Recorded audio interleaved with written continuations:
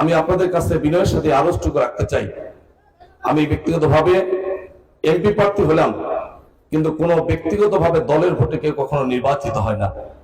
এই গুরদাসপুর বড়াইগ্রাম থেকে শুরু করে প্রত্যন্ত অঞ্চল পর্যন্ত প্রতিটি মানুষের কাছে আমার আরজ, স্বাধীনতা 53 বছর অতিবাহিত, অনেক নেতাকে আপনারা নির্বাচিত করেছেন। আপনারা একটি বারের জন্য পরীক্ষামূলক ভাবে আমাদের মতো আপনাদের এই আলিয়া মাদ্রাসার একজন ছাত্রকে নির্বাচিত করে একটু আপনারা আপনাদের খেদমতে একটু কাজে লাগানোর সুযোগ করে দেন, আমাদেরকে একটু কাজে লাগানোর সুযোগ করে দেন। আমরা রাস্তাঘাট থেকে শুরু করে চাকরি বাকরিতে সকল কিছুতে বৈষম্যহীন ভাবে, ইনসাফপূর্ণ ভাবে আমরা অবশ্যই উন্নয়নের ক্ষেত্রে ভূমিকা রাখবো ইনশাল্লাহ। একজন রিক্সা চালক, ভ্যান চালক, দিনমজুর, অসহায় মানুষগুলো অনেক কষ্ট করে তার সন্তানকে লেখাপড়া শেখান। দলীয় পরিচয় না থাকলে, দলীয় আইডেন্টি না থাকলে, অর্থ না থাকার কারণে অনেকের চাকরি নাই। আর আমি প্রতিশ্রুতি দিচ্ছি, আল্লাহর অশেষ মেহেরবানি, যদি আমরা নির্বাচিত হতে পারি তাহলে অন্তত আমার এরিয়ার ভিতরে কোন ছাত্র চাকরির জন্য 1 টাকা কোথাও ঘুষ হিসাবে দিতে হবে না ইনশাল্লাহ।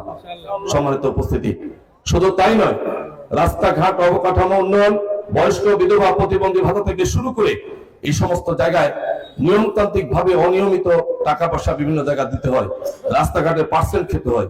আর আমি প্রতিশ্রুতি দিচ্ছি, একজন দিনী প্রতিষ্ঠানের অর্জিত একজন দিনী এলেম অর্জনকারী একজন ব্যক্তি হিসাবে ইনশাল্লাহ আল্লাহকে হাজির নাজির দিন আপনাদের সামনে ওয়াদা করছি, 1 পয়সার দুর্নীতি, চাঁদাবাজি এবং কোন কমিশন খাওয়ার প্রশ্নই আমার দ্বারা হবে না ইনশাল্লাহ।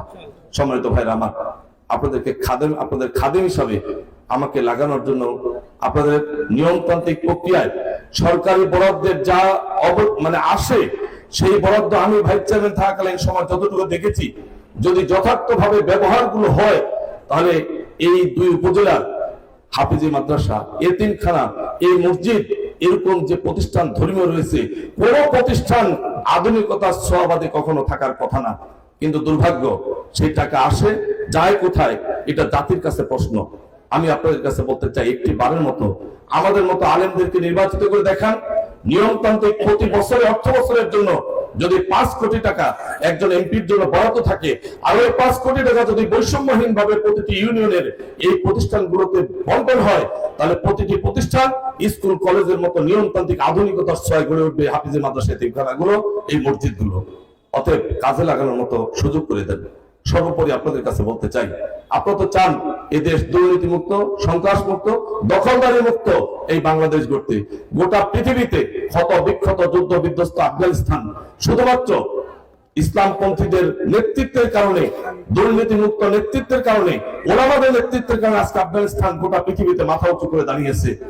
আজকে আপনাদের কাছে আরজ করতে চাই, আমরা নিয়মতান্ত্রিক প্রক্রিয়া আপনাদের সেই একই কাতারে কথা বলতে চাই।